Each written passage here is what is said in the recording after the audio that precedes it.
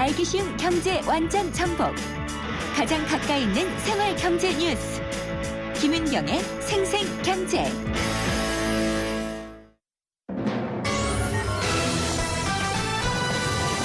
경제 뉴스의 진실과 오류. 생생경제가 떴다. 오늘의 생생 인터뷰는 네, 수출 경쟁력 강화 대책 실효성 알아봅니다. 김은경의 생생경제 3부 함께하고 계십니다. 올 들어서 벌써 네 번째 수출 대책이 나왔습니다. 그건 올 들어서 수출이 계속 마이너스 성장을 하고 있고 그 골이 더 깊어지고 있기 때문일 겁니다. 산업통상자원부가 오늘 청와대에서 열린 제8차 무역투자진흥회의를 통해서 수출 경쟁력 강화 대책을 보고했습니다. 정말 그나마 믿던 수출까지 무너지면 우리 경제 큰일이니까 특단의 대책을 내놓은 거라고 볼 수가 있겠는데요.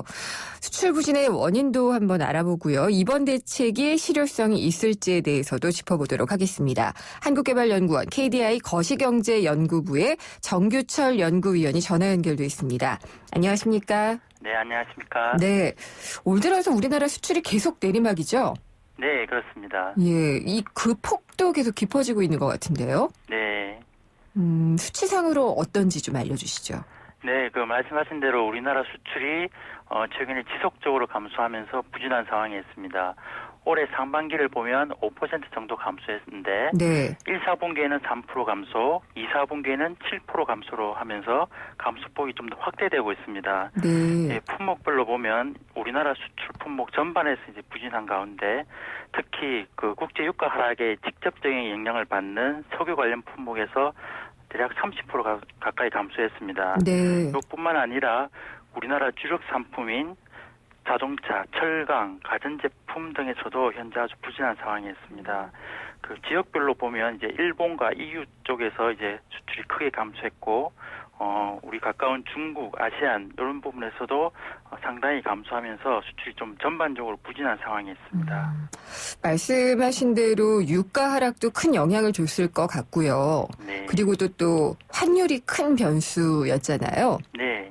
엔화가 계속 약세고 유로화까지도 약세를 보이니까 아무래도 우리한테 좀 이 부분이 타격이 아닐까 싶어요. 네, 맞습니다. 엔화와 유로화가 약세를 보이는 것이 이제 수출 부진의 한 원인입니다. 예. 지금 통화 약세를 보이는 일본과 유럽에서 수출이 아주 크게 감소하고 있습니다.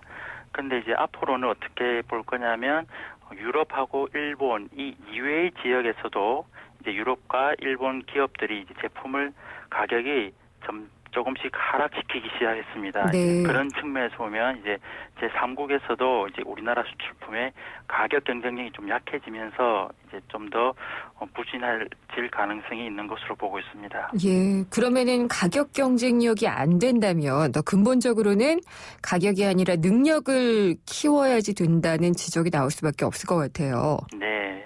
그러면은 주력 산업 경쟁력을 키우기 위해서 특히나 이 수출 시장에서의 경쟁력을 키우기 위해서는 어떻게 해야 될까요? 앞서 말씀하신 대로 네. 우리나라 수출 경쟁이 좀 약해지는 측면이 있습니다. 네. 특히 IT 부분이라든지 그런 전기 전자산업, 선박 부분 이런 등 품목에서 좀 약해졌고 특히 우리 주력 수출품인 LCD 가전제품, 무선 통신기기 등에서 이제 중국 이런 후발 국가들이 좀 빠르게 추격을 해오고 있습니다. 네. 이런 거에 대한 좀 대책을 좀 생각을 해보면 우리가 과거에는 이제 선진국을 이제 모방하면서 이렇게 성장한 측면이 있는데 패스트 팔로워라고 많이 하죠. 잘 따라간다고. 예. 네. 근데 이제는 이제 후발국이 추격을 하면서 예. 똑같이 우리나라를 수출 시장을 좀 잠식하고 있는 측면이 있습니다. 이런 부분이 이제 수출 경쟁력이 좀 약해진 원인인데 네. 앞으로는 이제 그런 좀 후발국이 좀 따라올기보다는 이제 좀 어려운 그런 좀 고급 기술, 창의적인 기술 이쪽 부분을 좀 이렇게 개발해야지 우리나라 경쟁력이 유지될 것이고 네. 과거 같은 패턴을 한다면 과거에 우리가 추격했듯이 똑같이 우리가 추격을 받으면서 좀 부진해질 수 있는 그런 부분이 있을 거라고 생각합니다. 일본의 경우가 대표적이었던 것 같아서요. 좀 네, 많이 좀 주의를 해야 될 것 같고요.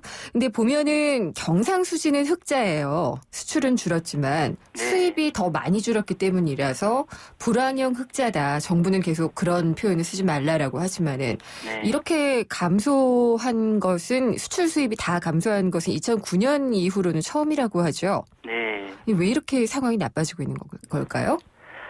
네, 그 수입이 부진한 거는 이제 첫 번째는 이제 우리가 수입하는 부분 중에 큰 게 이제 원유가 있을 텐데요. 네. 원유 가격이 하락해서 이제 뭐 자연스럽게 수입이 줄어든 부분도 있습니다. 네, 그런 것도 있겠지만 또 다른 한편으로 보면 우리나라 내수가 부진하면 이제 수입 그 할 수요가 적어지기 때문에 좀 부진한 측면이 있습니다. 지금 보면 우리나라 소비와 투자가 지금 회복되지 못하고 있기 때문에 이제 뭐 소비자들도 그 수입을 별로 이용하지 않고 네.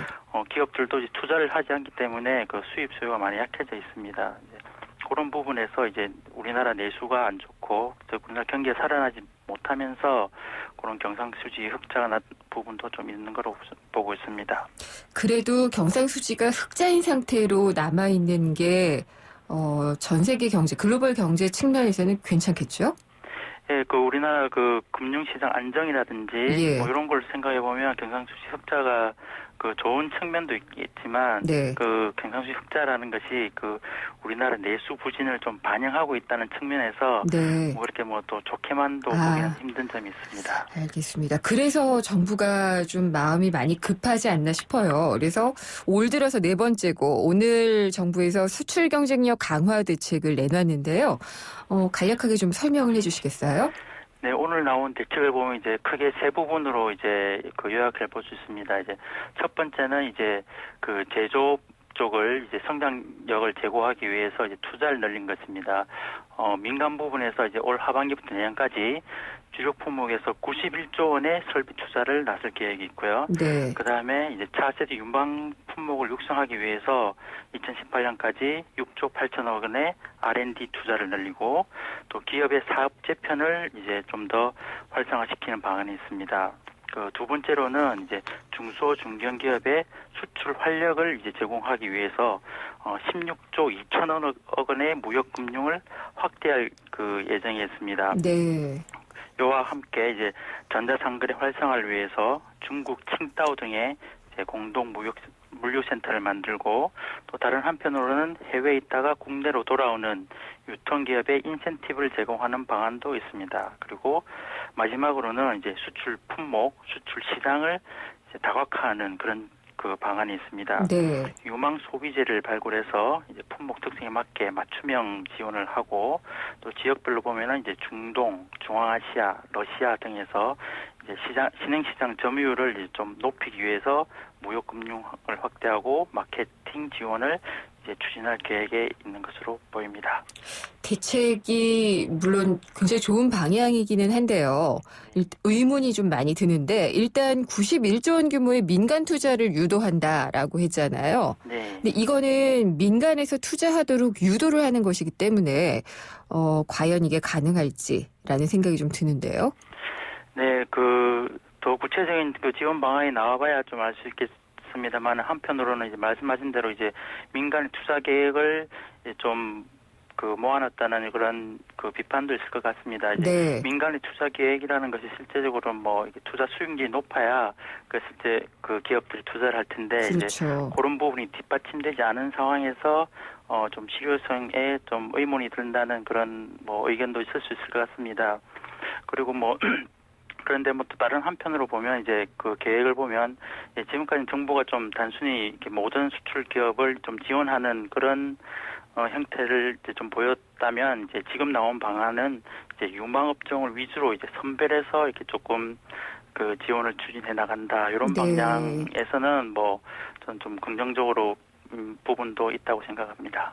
그러면 이 91조 원 규모의 민간 투자가 되면은 연구개발, R&D나 이런 부분에도 같이 쓰이게 되는 건가요? 아까 보니까 그 R&D 부분에는 민간 협동으로 6조 8천인가를 따로 이렇게 만들었더라고요. 예, 지금 그 정확한 방안이 이렇게 나와 있는 것 같지는 않지만 네. 제가 보기에는 그 민간 부분의 이게 설비 투자 부분에서 이제 91조 원이 들어가고 예. 또 이제 R&B는 또 약간 또 다른 분야라서 예. 약간 좀 별개인 것으로 지금 파악을 하고 있습니다.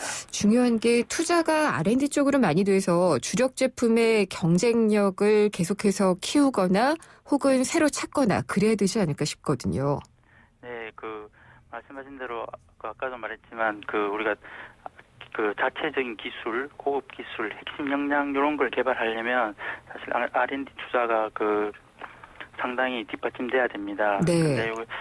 근데 실제적으로 보면 이게 R&D 투자가 이렇게 양적으로 그동안 우리가 많이 했는데 조금 더 질적으로도 좀 효과성 있는 R&D 네. 투자가 이루어지는 게 조금 더 중요하지 않나 이렇게 보고 있습니다. 그렇죠. 그리고 지난 4월에도 수출 부진을 타개하기 위해서 활성화 대책을 내놨었잖아요. 네. 그때의 대책들은 이번과 좀 많이 달랐나요? 왜 효과가 별로 없었던 건지. 네, 그 사실 그 정부에서 수출과 관련해서 대책을 좀 여러 번 내놓았습니다. 예. 근데 그 수출 그 부진에 대한 뭐 해결책 대책이 뭐 좋은 부분도 많았지만 사실 좀 실행하기 어려운 부분도 있었고요. 네. 사실 뭐 어떤 대책이든지 뭐 그 대책 자체보다는 그 실행이 더 중요한 거니까 좀 그렇죠. 현실성 있는 그런 대책을 좀 더 세울 필요가 있고 근데 지금 보면 이렇게 좀 뭐 91조 원 이렇게 좀 양적인 측면에서 이제 규모를 키우는 예. 이제 정책보다는 이제 좀 산업 경쟁력 좀 약간 좀 근본적인 문제를 좀 더 파고들 필요가 있습니다. 그게 해결되지 않으면 결국 수출 부진도 좀 해결되기 어려운 부분이 있으니까요. 그래서 궁금한 부분이요. 중국이나 그리스 경제는 우리가 어떻게 할 수는 없지만 환율과 관련해서 우리가 할 수 있는 방안을 좀 내놓는 것도 중요하지 않을까 싶거든요. 근데 그건 이번에 좀 빠져 있는 것 같아요. 네, 아무래도 그 산업통상자원부에서 이렇게 좀 그 중점적으로 하는 부분이 환율이 아니라서 좀 빠져 있는 것 같고요. 네. 부처의 특성상. 네, 예. 그 환율 쪽 통화 정책은 이제 그 한국은행 쪽이나 기업재정부 쪽에서 뭐 좀 그 대책을 뭐 내놓든지 이렇게 네. 할 수 있을 것 같습니다. 박사님 생각하시기에 지금 수출 활성화를 위해서 가장 시급한 건 어떤 거라고 생각하시나요? 예, 우리 앞서 말씀드린 그 수출 부진 원인 중에서 이제 뭐 세계 경기가 부진한 것 이런 거는 사실 우리가 뭐 어떤 대책을 세우긴 힘듭니다. 네. 근데 우리가 지금 그 수출 부진하지만 앞으로 좀 회복하기 위해서는 좀 이제 구조적인 면을 좀 많이 봐야 될 것 같습니다. 그래서 이제 앞서 이제 일본을 말씀드렸는데 이제 일본이 그 시장 점유율이 전반적으로 하락했지만 네. 그 중에서도 이제 고급 기술을 사용하는 부분은 이제 상대적으로 그 방어를 했습니다. 우리도 이런 전략을 이제 세워서 이제 새로운 핵심 기술을 이제 끊임없이 좀 개발하고 네. 또 한편으로는 이제 산업 전반의 구조 조정도 좀 필요할 것 같습니다. 알겠습니다. 예. 네.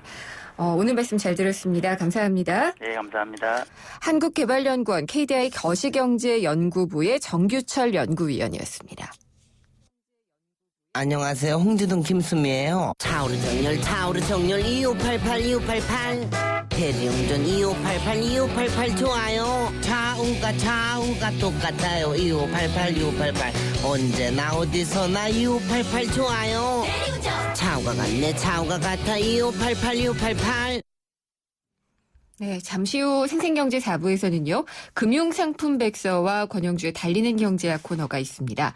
금융상품백서 시간에는 정기예금보다 이율이 높은 은행에서 판매하는 보험상품 알아보고요. 달리는 경제학에서는 상반기 자동차 시장 정리해보고 하반기 시장도 전망을 해보도록 하겠습니다. 잠시 후 4부에서 뵙겠습니다.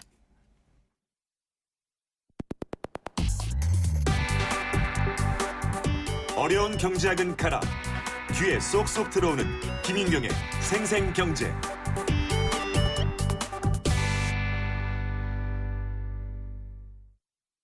여기도 핫딜 저기도 핫딜 어디가 싼 거야? 핫딜 가격 비교 쿠차 핫딜 가격 비교 쿠차 EF 저에 돌지 말고 핫딜 가격 비교 쿠차예요. 지금 쿠차 앱을 다운받으세요. 핫딜 가격 비교 쿠차. 알면 대박, 모르면 쪽박. 금융상품 백서. 네, 인기 있는 금융상품의 모든 것을 알려드리는 금융상품 백서 시간입니다. 지금 정기예금 이자로 생활하려고 한다면 상당히 좀 어렵죠. 형편없이 이자율이 떨어졌기 때문인데요. 그래도 안전한 은행만 찾는 분들이라면은 이 상품을 좀 권하고 싶다라는 게 있다고 합니다. 그래서 저희가 신한은행 중동지점의 서춘수 지점장님께 들어보도록 하겠는데요. 전화 연결돼 있습니다. 안녕하십니까? 예, 안녕하십니까. 네. 한국은행이 기준금리를 뭐 연 1.5%까지 내렸잖아요. 예, 당연히 예금금리도 떨어질 수밖에 없는데 지금 은행 예금금리가 어느 정도죠? 예. 1년제 정기예금 가입하시면 연 1.5% 전후 이자를 드립니다. 아, 기준금리랑 똑같네요. 예, 예. 아, 그러면 이제 세금 예. 떼고요. 네. 15.4%니까요. 예. 그러면 1억 원 가입하면 매달 10만 원, 10만 5천 원 정도 이자를 받고요. 예. 이자를 좀 더 받아볼까 하면 이제 스마트폰으로 가입하실 수가 있겠는데요. 예. 그럼 0.1에서 0.2%포인트 정도 이자를 조금 더 받을 아이고. 수가 있겠습니다. 조금이네요. 예, 예. 네. 근데 정기예금에 돈을 넣어놓으면은 떼일 염려는 없다. 이렇게들 많이 생각을 하고 안전하게 넣어놓으시는 분들이 많았잖아요. 예. 근데 정기예금 해서는 이거 거의 뭐 이자가 안 붙고 뭐 다른 게 없을까요? 양도성 예금 증서라고 들어보셨을 텐데요. CD. 예, 흔히 예. 그렇습니다. 네. CD라고 하는데요.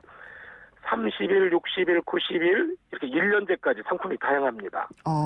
금리가 정기예금보다 조금 높은데요. 예. 1년제의 경우에 연 1.8% 정도까지 이자를 드립니다. 그래도 2%가 안 되네요. 예, 그렇습니다. 네. 대신 예금자 보호 대상은 아니고요. 중도 해지가 금지되어 있습니다. 따라서 아. 급하게 돈이 필요할 때 정기예금은 중도 해지를 할 수가 있는데요. 네. 양도성 예금 증서는 찾지 못하는 이런 단점이 있습니다. 찾지 못하는 단점보다 예금자 보호 대상이 아니라는 게 더 단점인 것 같네요. 예, 물론 이제 예. 은행 신용이 괜찮으면 네. 예, 물론 예금자 보호 대상은 아닙니다. 아, 그럼 정기예금도 안 되고 지금 양도성 예금 증서도 뭐 2%도 안 되는 이자율이라면은 그저 그렇다는 생각이 드는데요. 더 높은 예. 이자를 받을 수 있는 상품은 없나요? 방카슈랑스라고 들어보셨을 텐데요. 은행에서 보험 상품 사는 예, 거죠. 맞습니다. 예. 예. 요즘에 금리가 매달 바뀌는 상품인데요. 네. 지난달에 연 3.4%대 금리를 드렸는데 7월 들어서 3.2%대로 낮아졌긴 했습니다. 네. 물론 이제 보험사마다 다르고 또 상품마다 약간의 차이가 있을 수 있는데 아직도 3%대 초반 이자를 드리고 있고요. 네. 이제 최저금리 보장이라고 저희들은 얘기를 하는데요. 방카슈랑스 가입하면 가입 기간이 보통 10년 이상입니다. 네. 근데 그 사이에 금리가 떨어진다 해도 최저 보장, 그러니까 연 2.0에서 2.5% 이상의 금리를 10년 동안 보장을 해드린다.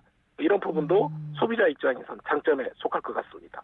그러니까 이자율만 보면은 지금 정기예금보다는 훨씬 방카슈랑스가 낮다라고 보여지거든요. 예. 근데 이자에 대해서 세금은 또 많이 걷어가지 않을까 또 걱정이 되는데요. 예. 은행 정기예금은 제가 앞에서 15.4% 네. 세금을 뗀다라고 말씀드렸고요. 여기에다가 연간 금융소득이라고 해서 이자와 배당 소득이 2천만 원 넘으면 네. 금융소득 종합과세 대상이 그렇죠. 됩니다. 예. 그러면 다른 근로소득이라든가 사업소득 이런 소득을 합쳐서 최고 41.8% 세율로 이듬해 5월에 종합소득세 신고를 또 해야 됩니다. 네. 그런데 보험은 가입 후 10년이 지나면 보험 차익에 대해서 그러니까 보험 이자라고 생각하시면 될 것 같은데요. 비과세 혜택이 있습니다. 저축성 보험에 가입하고 아무리 많은 이자가 발생해도 네. 세금을 한 푼도 내지 않는 것이죠. 비과세 상품이기 때문에 금융소득 종합과세 대상에서도 제외가 되고요. 근데 가입 후 10년이 지나야 되는 거죠. 그렇습니다. 예, 10년 안에는 세금을 내야 되고 그렇습니다. 예, 종합소득세 신고도 같이 해야지 되는. 그렇죠. 그리고 가입한 예. 원금조차 못 돌려받을 수도 있겠고요. 근데 예전에는 이제 정기예금 넣어놓고 이 이자를 생활비로 쓰시는 분들도 있었거든요. 근데 그렇습니다. 방카슈랑스 상품 같은 경우에 이렇게 받을 수 있나요? 가능한가요? 예, 이제 즉시연금 보험이라고 있는데요. 네. 말 그대로 가입하자마자 즉시 다음 달부터 연금을 주는 상품입니다. 아, 즉시연금 보험 1억 가입하면 매달 이자가 약 20만 원 정도입니다. 오, 그래요? 제가 앞에서 예. 정기예금 1억 가입하면 세금 10만 빼고 5천? 10만 원. 예. 즉시연금 보험은 20만 원이니까요. 네. 세금도 없고요. 20만 원 그대로 생활비로 사용할 수 있고요. 그러니까 정기예금보다 뭐 2배 정도 더 많은 이자를 받는 셈이 되겠습니다. 그러면은 돈 많으신 분들, 금융 자산가라면은 이런 거 하고 갔나요? 그렇습니다. 예. 요즘에 종국 주식 물론 오늘은 급등을 했습니다만 많이 내렸죠. 예. 원금을 손해 볼 수가 있겠고요. 예. 또 부동산도 어쨌든 만만치가 않습니다. 네. 은행 정기예금은 워낙 이율이 낮고요. 그래서 이 방카슈랑스 저축성 보험의 금융 자산가들 네. 또 매달 이자로 생활하시는 분들 이분들이 많이 찾고 있고요. 예전에 가입 한도에 제한이 없었습니다. 지금은요? 그런데 너무 많은 자산가들이 가입하다 보니까 예. 네. 또 이건 이자 소득세도 한 푼도 내지 않고요. 그래서 2013년 초부터 목돈으로 한꺼번에 넣을 수 있는 저축성 보험 가입 한도를 1인당 2억 원으로 제한을 하고 있습니다. 아, 2억 원이면은 월 40만 원 정도 이상은 받을 수가 없네요. 그렇습니다. 그리고 네. 10년 지나면 원금 2억 원 찾아가는 것이죠. 그렇군요. 네, 금융 자산가라고 하면은 금융 자산이 얼마나 되면 그렇게 부르나요? 어쨌든 금융소득종합과세 대상이 된다면 금융자산가라고 볼 수가 있을 것 같아서 네. 어쨌든 뭐 수억 원 현금성 자산을 가지고 있는 분들을 예. 금융자산가 이렇게 저희들은 얘기를 합니다. 그렇군요. 그래도 1인당은 가입 한도가 2억 원이라는 네. 걸 유념을 해야 될 것 같고요. 그거 말고도 좀 주의할 점들이 있을 것 같은데요. 예, 보험 상품 중에서 저축성 보험은 은행 예금과 마찬가지로 1인당 5천만 원까지 예금자 보호가 됩니다. 네. 원금 보장도 되니까 은행 정기예금과 마찬가지로 안전하다 이렇게 보셔도 될 것 같고요. 그런데 1인당 5천만 원까지니까요. 혹시 그래도 불안하다. 예. 5천만 원이 넘기 때문에 그렇다면 5천만 원은 A보험사, 나머지 5천만 원은 B보험사, 네. 또 추가되는 금액이 있다면 C보험사 이런 식으로 가입한다면 설사 내가 가입한 보험사가 영업정지를 당하거나 파산되더라도 뭐 원금을 손해보지는 않을 것 같습니다. 근데 이 보험을 가입을 목돈을 내고 했다가요. 사정이 생겨서 중도 해지한다. 이런 경우에는 원금 손실을 보게 되죠. 예, 그 부분이 가장 중요한 부분일 것 같습니다. 예. 가입하고 나서 일정 기간 이내에 해지하면 원금의 일부를 손해봅니다. 왜냐하면 이제 소비자분들은 왜 원금조차 주지 않느냐 이렇게 이제 항의하시는 분들이 간혹 계시는데요. 내가 가입한 원금의 일부로 내가 죽었을 때 사망 보장이 되는 사망보험금에 보험료로 납부가 됩니다. 네. 보험 가입하려면 여러 가지 비용도 들어가고요. 상품마다 다르긴 하겠습니다만 통상 가입 후 3년 이내에 해지하면 내가 가입한 원금을 다 찾지 못한다 이렇게 이해하시면 될 것 같고요. 네. 가입 후 10년 이내에 해지한다면 말씀하셨습니다만 이자에 대한 비과세 혜택도 받지 못합니다. 네. 따라서 반드시 10년 이상 여유자금으로 가입하시란 말씀을 강조하고 싶습니다. 방카슈랑스 그러면 은행에서 가입하는 보험 상품이잖아요. 예. 그러면은 아까 그 즉시 연금보험 상품 같은 경우에 혹시 보험사가서도 가입할 수 있나요? 예, 저축성보험, 즉시연금보험 이제 원칙은 보험사 상품이니까 네. 저희 은행은 보험사에서 만들어준 상품을 판매 대행하는 것이고요. 네. 물론 방카슈랑스하고 보험사 상품이 완벽히 똑같지는 않습니다만 예. 거의 비슷비슷한 상품을 보험사에서도 가입할 수가 있습니다. 그렇군요. 예, 말씀 잘 들었습니다. 감사합니다. 네, 감사합니다. 신한은행 중동지점의 서춘수 지점장이었습니다. 생생경제를 다양하게 만나는 방법. YTN 라디오 앱 예스와 YTN 라디오 웹사이트, 팟캐스트를 통해서 실시간 청취와 다시 듣기가 가능합니다. 언제 어디서나 손쉽게 만날 수 있는 생생경제. 참 좋다. 다양한 자동차 뉴스 모아 정확하게 전하는 권영주의 달리는 경제학. 네, 모아서 드리는 시간입니다. 권영주의 달리는 경제학이고요. 오토타임즈의 권영주 기자가 직접 스튜디오에 나오셨습니다. 안녕하십니까? 네, 안녕하세요. 네, 역시 저보다 목소리가 더 낭낭하십니다. 카조타 시즌2 준비하면서 예. 나름대로 이제 다시 가다듬고 있습니다. 알겠습니다. 오늘 어떤 얘기해 주실 건가요? 요즘 경기 위축이다, 소비 침체라는 말 많이 쓰죠. 네. 그래도 국내 자동차 판매는 꾸준히 증가하고 있다는 것 아십니까? 아니요. 증가하고 있습니다. 그렇군요. 지난달 같은 경우만 해도 거의 뭐 폭증을 했다라고 표현할 수 있을 그래요? 만큼 네. 아주 급증을 했어요. 그게 이걸 그러면 두고 전년 대비예요? 뭐 전년 대비도 그렇고요. 전월 대비도 그렇습니다. 그렇고요. 예. 그러니까 이걸 두고 여러 분석이 나오는데 이른바 집사기를 포기하는 젊은 세대가 증가했다. 아, 또는 선진국에 비해서 아직 내수 판매 규모가 우리는 부족하다. 네. 다양한 해석이 오가는 중인데 그렇다면 왜 경기가 위축돼도 자동차 판매가 늘어날까? 예. 이거를 저만의 독특한 시각으로 분석을 했습니다. 진짜요? 네. 궁금하네요, 진짜. 그러면 일단 상반기 성적부터 수치로 알려주시죠. 자, 상반기 국내에서 판매된 자동차가 모두 85만 2천 대입니다. 네. 지난해 같은 기간에 80만 대였으니까 5만 2천 대, 6.3% 늘었죠. 폭증은 아니네요. 폭증은 아니지만 요즘 같은 시대에서는 급증이라고 할 수 있습니다. 늘어나긴 그렇죠. 늘어났으니까. 보통 한 2%, 3% 늘어나는데 6%면은 상당한 성장이라고 볼 수가 있는 거죠. 그렇군요. 이 중 승용차가 72만 대, 지난해 네. 같은 기간에 67만 대보다 6.9%. 그러니까 오. 상용차보다는 승용차가 더 늘어났다. 그렇네요. 자가용 수요가 늘어났다 이런 네. 얘기죠. 대수는 5만 대 정도고요. 그런데 증가한 판매 대수 중에 이 5만 대 중에 수입차가 3만 대가 늘었어요. 그래요? 네, 그러니까 수입차가 시장을 견인했다 이렇게 보는 거죠. 혹시 오늘 저희 경제 브리핑에서 네. 수입차 얘기를 했거든요. 네. 법인이 거의 다 네, 샀다. 저도 누누이 사실 이 이슈를 가장 먼저 2007년도에 제기한 사람이 바로 저죠. 그렇군요. 그 당시에 예. 민주당 이기한 의원을 제가 직접 인터뷰해서 예. 그 당시에 3천만 원 한도 제한 발의를 했었거든요. 이기한 의원이요? 네, 제일 처음에 했었죠. 2007년도에. 그렇군요. 그 이후로 2009년도에 이제 미롱철 의원이 한 번 더 발의를 하고 최근에 이제 갑자기 늘어나니까 여기저기서 법안 발의가 나오는 거죠. 네, 그러니까 아주 고급차 같은 경우에는 거의 다가 법인 소유더라고요. 예, 그게 분명히 영향을 미치었다고 볼 수는 있습니다. 왜냐하면 그것은 많은 분들이 탈세라고 얘기를 하는데 저는 탈세라고 하지 않고요. 절세라고 얘기하죠. 네. 왜냐하면 법이 그렇게 절세하도록 만들어져 있기 때문에 그걸 활용한 것이죠. 예. 그래서 탈세라고는 볼 수 없고요.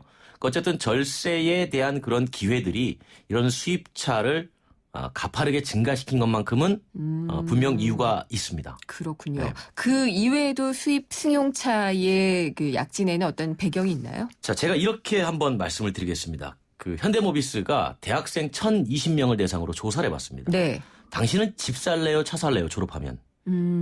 그랬더니 대부분 집을 삽니다.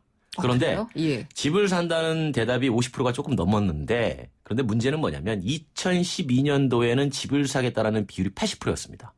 네. 그런데 2013년도에 60%, 예. 2014년도에 50%대로 진입을 하더니 오. 지금은 50%가 약간 넘는 51%만이 집을 먼저 사겠다라고 답을 했고요. 절반만. 그렇죠. 네. 그렇다면 차를 먼저 사겠다라는 사람들이 젊은 층에서는 늘어나고 있다. 이렇게 볼 수가 있는 거죠. 그러니까 이런 심리적인 수요들이 실제로 자동차 판매를 견인하는데 어떤 기저 역할을 해준 것이 아니냐. 이렇게 보는 해석이 일단 하나 있습니다. 젊은이들이 집보다 차를 사는 거는 집 사기가 어려워서 그런 건가요? 차를 먼저 사고 싶어서 그런 건가요? 둘 다일 겁니다. 네. 그러니까 집 사는 걸 일단 포기하자. 집은 바잉하는 게 아니라 리빙하는 곳이니까 네. 그냥 비만 피하면 되고 집은 어차피 비싸서 못 사니까 내가 좋아하는 차를 사겠다. 내가 네. 좋아하는 차를 살 때 이왕이면 예전에는 경제성, 네. 연비 이런 거 따지고 그랬지만 이왕이면 나도 조금 좋은 차 타보자. 어차피 집 살 거 포기했으니까. 그래서 수입차 쪽으로 네. 젊은 층도 눈을 돌리기 시작했죠. 현대모비스가 조사했는데 수입차를 많이 산다고 하니 좀 그렇네요. 근데 그러면은 우리나라 수입차 증가에는 일단 집이 너무 비싸서 네. 사고 싶어서 사는 경우도 있지만은 내가 이쯤 탄다라는 네. 어떤 과시욕 같은 것도 좀 작용하지 않을까요? 충분히 그럴 수 있죠. 예. 네. 왜냐하면 이제 남자들의 라이프에서 네. 기본적으로 남에게 보여줄 수 있는 게 두 가지가 있습니다. 집과 차인가요? 아니죠. 집은 보여주는 게 아니잖아요. 그럼요. 명함? 집과 시계죠. 시계. 네. 그래서 보통 남 남자들이 고급 시계에 약간 집착하는 경향이 있고 또 고급차에 예. 집착하는 경향이 있는 거죠. 근데 네. 그 중에서도 둘 중에서 극명하게 보여지는 거는 자동차인데 차, 그 예. 자동차를 통해서 약간의 나 이런 거 타고 있다. 약간 그런 신분 과시욕적인 면도 없잖아 있는 거고요. 네. 그 또 한 가지 이제 저만의 독특한 시각 두 번째는 뭐냐면 국내에서 왜 이렇게 경기가 침체됐다고 그러는데 자동차가 늘어나고 있느냐. 이거는 자연스러운 현상이다. 이렇게 분석할 수도 있습니다. 왜 자연스러운가요? 자, 이렇게 한번 보시죠. 우리나라가 연간 자동차 내수 판매 규모가 대략 한 165만 대 정도 됩니다. 네. 일본이 540만 대거든요. 차이가 많네요. 그렇죠? 예. 그런데 우리나라가 현재 예. 자동차 인구당 보유 대수가 2.6명당 한 대입니다. 근데 우리가 2.6명당 한 대는 자동차 선진국, 그러니까 미국이나 일본 이쪽에 비해서 아직 부족한 숫자예요. 네. 그러니까 일본 같은 경우는 뭐 1.8명당 한 대. 부족하다는 거는 차를 더 살 수 있는 그렇죠. 능력이나 자동차 여유가 있다. 보편적인 선진국의 보유 대수 규모랑 예. 비교를 해보면 얼마든지 거기까지 성장할 여력이 있다. 그러니까 그게 200만 대를 넘어가는 수준인데 네. 그럼 지금 165만 대니까 점진적으로 넘어갈 것이다. 근데 실제 그렇게 뒷받침 가능한 것이 뭐냐면 IMF 때 네. 바로 직전에 우리나라가 160만 대까지 올라갔었습니다. 오. 연간. 그런데 IMF가 터지면서 78만 대로 확 줄어든 거죠. 아, 그래가지고 다시 165만 대로 그렇죠. 올라온 거예요? 그래서 10년 넘게 걸려서 지금 165만 대까지 올라온 거예요. 아, 이런 사연은 또 몰랐네요. 제가. 몰랐죠. 이건 권영주의 예. 독특한 시각으로만 해석이 가능합니다. 예. 그래서 오. 이게 점진적으로 네. 어떤 수입차다 뭐다 이런 이유가 아니라 기본적으로 소득 증가와 함께 늘어날 수밖에 없는 구조를 갖고 있다. 그동안 너무 많이 줄었었고. 그렇죠. 예. 그렇기 때문에 아직 200만 대까지 갈 수 있는 여력이 있다고 본다면 아무리 경기 침체 얘기가 나와도 자동차 판매 증가는 네. 당연한 것이다라는 또 해석이 있을 수 있는 것이죠. 그렇겠네요. 국산차를 좀 사주는 게 국내 업체들한테는 좋기는 할 텐데 네. 수입차를 더 많이 산다고 하니 네. 예, 좀 안타깝긴 한데요. 이제 그건 뭐 어쩔 수 없는 거죠. 네. 뭐 세상이 다 혼자 먹을 수 없는 거잖아요. 그러니까 왜냐하면 아니 자동차 업체 관계자가 들으시면 이거는 굉장히 대노할 얘기. 아니요 그런 게 아니라 뭐냐면 예. 물론 국산차는 생산 시설이 국내에 있기 때문에 네. 국내 어떤 생산 고용 패턴을 위해서라도 뭐 그렇게 측면이 그런 논리가 작용할 수 있습니다만 네. 소비 측면에서 보면 이건 여러 가지 선택폭이 넓어지는 건 결국은 자동차 제조사 간의 제조 또는 품질 경쟁력으로 이어지고 네. 그것이 곧 다시 소비자한테 되돌아오는 구조여서 저는 기본적으로 국산차와 수입차를 구분하는 것 자체가 이제는 조금 어리석다. 이제 수입차도 대중화됐고 이제는 네. 자동차 어떤 브랜드 살래? 이렇게 네. 해야지 너 수입차야 국산차야. 이런 구분은 이제 더 이상 의미가 없다라는 게 이제 카조타 맞아요. 진행자 저의 생각이죠. 예, 차도 그렇고 돈도 그래요. 예, 외국 투자냐, 그 국내 투자가의 투자냐 이런 걸 그렇죠. 많이 가리는데 지금 자동차 회사의 예. 경쟁도 사실은 공장 경쟁이에요. 그렇죠. 예, 공장이 예. 어디 있느냐가 더 중요합니다.